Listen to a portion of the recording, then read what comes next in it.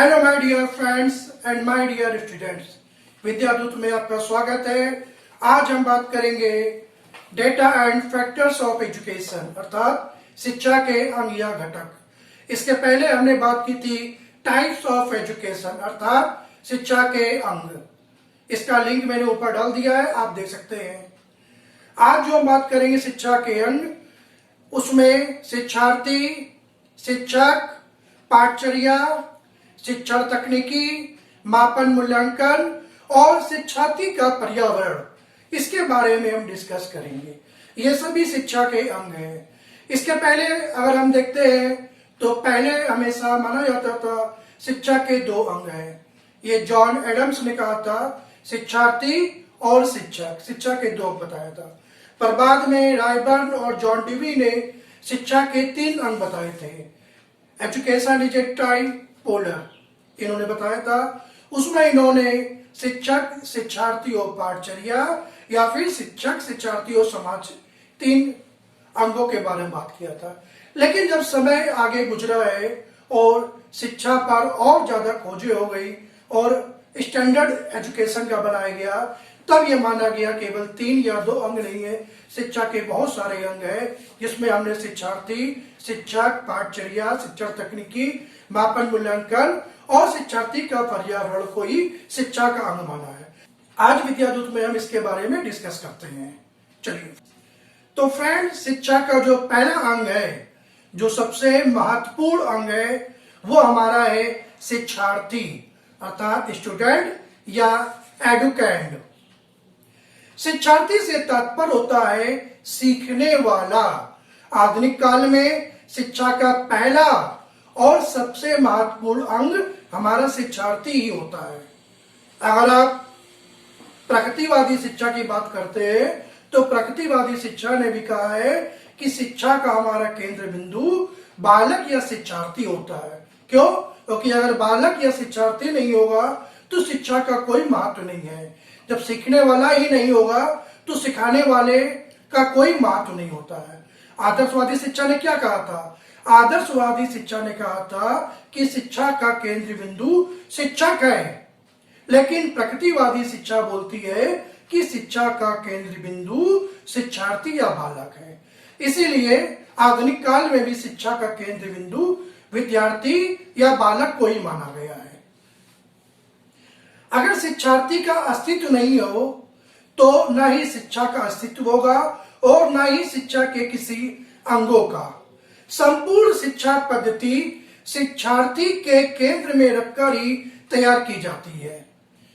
शिक्षा की योजना शिक्षार्थी की रुचि, रुझान और योग्यता को ध्यान में रखकर ही तैयार की जाती है। जो शिक्षा शिक्षार्थी के लाभ की नहीं होती है, उसे महत्व नहीं दिया जा सकता है। शिक्षा की प्रक्रिया में शिक्षक केवल शिक्षार्थी का मार्गदर्शक होता है, अर्थात केवल उसे मार्ग दिखाता है और उस मार्ग पर चलने के लिए प्रेरित करता है। जॉन एडम्स लिखते हैं कि जॉन को लैटिन पढ़ाने के लिए शिक्षक को लैटिन की भांति जॉन का भी भली भांति ज्ञान होना चाहिए।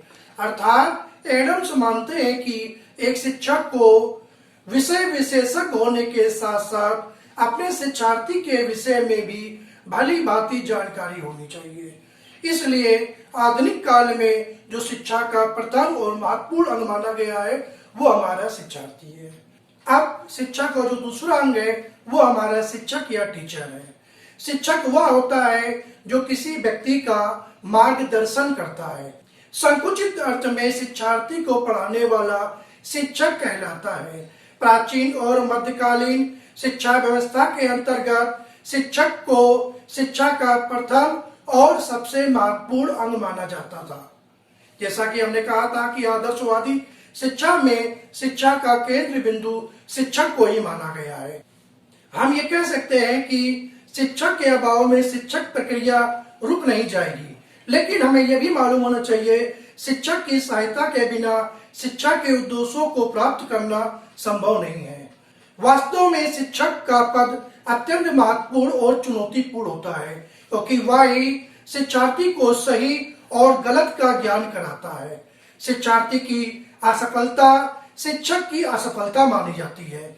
शिक्षार्थी को उसकी छिपी हुई आंतरिक शक्तियों का ज्ञान कराने वाला शिक्षक ही होता है। एक शिक्षक में अपने विषय की विशेषता के साथ साथ बहुमुखी व्यक्तित्व भी होना चाहिए।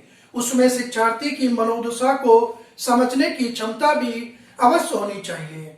एडम्स लिखते हैं कि जॉन को लैटिन पढ़ाने के लिए शिक्षक को लैटिन की भांति जॉन का भी भली भांति ज्ञान होना चाहिए। अर्थात उनका कहना है एक शिक्षक को विषय विशेषज्ञ होने के साथ साथ शिक्षार्थी जिसको वो सिखा रहा है उसका भी भली भांति ज्ञान होना चाहिए। तो फ्रेंड्स, अभी हमने शिक्षा के 2 अंग के बारे में बात की है, शिक्षक और शिक्षार्थी। अब जो शिक्षा का तीसरा सबसे महत्वपूर्ण अंग है वो हमारा पाठ्यचर्या है, करिकुलम है। यह शिक्षक और शिक्षार्थी के बीच की कड़ी है जो उन्हें आपस में जोड़े रखती है। पाठचर्या 2 शब्दों से मिलकर बना है, पाठ और चर्या। यहाँ पाठ का अर्थ है पढ़ने योग्य या पढ़ाने योग्य और चर्या का अर्थ है नियम पूर्वक अनुसरण। इस प्रकार पाठचर्या का अर्थ हुआ पढ़ने या पढ़ाने योग्य या सीखने या सिखाने योग्य क्रियाओं या विषय वस्तु का नियम पूर्वक अनुसरण। पाठचर्या को अंग्रेजी भाषा में करिकुलम कहा जाता है। यहाँ पर आपको बता दें, करिकुलम शब्द लैटिन भाषा के कर्रेर CURRERE शब्द से बना है, जिसका अर्थ होता है दौड़ का मैदान। अर्थात शिक्षा की तुलना दौड़ से की गई है और जिसमें पाठचर्या को दौड़ का मैदान के समान माना गया है, जिसे शिक्षार्थी को अपने लक्ष्य की प्राप्ति के लिए प्राप्त करना पड़ता है। इसके बारे में रॉबर्ट यूलिच मानते हैं कि पाठचर्या दौड़ का मैदान है जिस पर व्यक्ति लक्ष्य को प्राप्त करने के लिए दौड़ता है। किसी भी शिक्षा के उद्देश्यों की प्राप्ति उसके पाठचर्या पर ही निर्भर करती है। पाठचर्या जितनी सुनियोजित व व्यवस्थित होगी, शिक्षा के उद्देश्य उतने ही सरलता से प्राप्त होंगे। संकुचित अर्थ में पूर्व निश्चित उद्देश्यों की प्राप्ति के लिए शिक्षार्थी को व्यवस्थित रूप में एक निश्चित अवधि में जो विषय पढ़ाए जाते हैं और जो विभिन्न क्रियाएं कराई जाती हैं उन्हें समानता पाठचर्या कहा जाता है। लेकिन व्यापक और वास्तविक अर्थ में एक शिक्षार्थी को ज्ञान प्राप्ति में जिन विषयों, विभिन्न क्रियाओं और सामाजिक वातावरण में योगदान मिलता है उन्हें सम्मिलित रूप से पाठचर्या कहा जाता है। माध्यमिक शिक्षा आयोग ने पाठचर्या का व्यापक अर्थ इस प्रकार स्पष्ट किया है। पाठचर्या का अर्थ मात्र उन सैद्धांतिक विषयों से नहीं है जो विद्यालय में परंपरागत रूप से पढ़ाए जाते हैं, बल्कि उनमें अनुभवों की वह पूर्णता भी शामिल है जिसमें शिक्षार्थी विद्यालय, कक्षा, पुस्तकालय, प्रयोगशाला, कार्यशाला और क्रीड़ा स्थल और शिक्षकों व शिक्षार्थी के अनगिनत औपचारिक संपर्कों से प्राप्त करता है। इस प्रकार विद्यालय का संपूर्ण जीवन ही पाठचर्या माना गया है, जो शिक्षार्थियों के सभी पक्षों को प्रभावित करता है और विकास में सहायता प्रदान करता है। पाठचर्या अति आवश्यक है। वह शिक्षक को बताती है कि क्या पढ़ाना है और साथ ही शिक्षार्थी को भी इस बात से अवगत कराती है कि उसे क्या पढ़ना है और कितना पढ़ाया जाना है। पाठचर्या के अभाव में शिक्षा अव्यवस्थित और उद्देश्य विहीन हो जाती है। इस प्रकार फ्रेंड्स, शिक्षा के अभी 3 अंग की बात की हमने, शिक्षक, शिक्षार्थी और पाठचर्या। अब जो चौथा अंग है वो बहुत ही महत्वपूर्ण है, वो है शिक्षक तकनीकी अर्थात टेक्निक ऑफ टीचिंग। वर्तमान समय में शिक्षा का स्वरूप अति व्यापक हो गया है।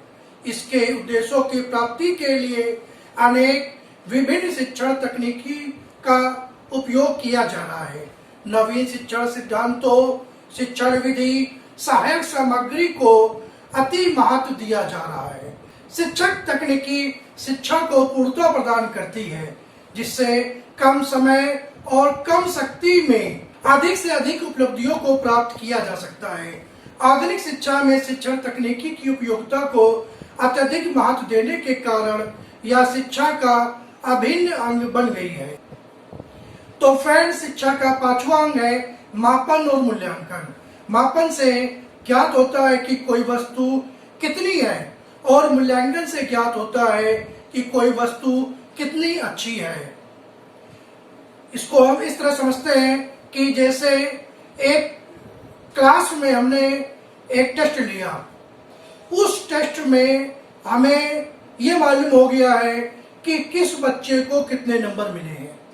अर्थात जैसे राम को 50 नंबर 100 में मिले हैं, श्याम को 100 में 60 नंबर मिले हैं, इसी प्रकार विनय को 70 नंबर मिले हैं 100 में।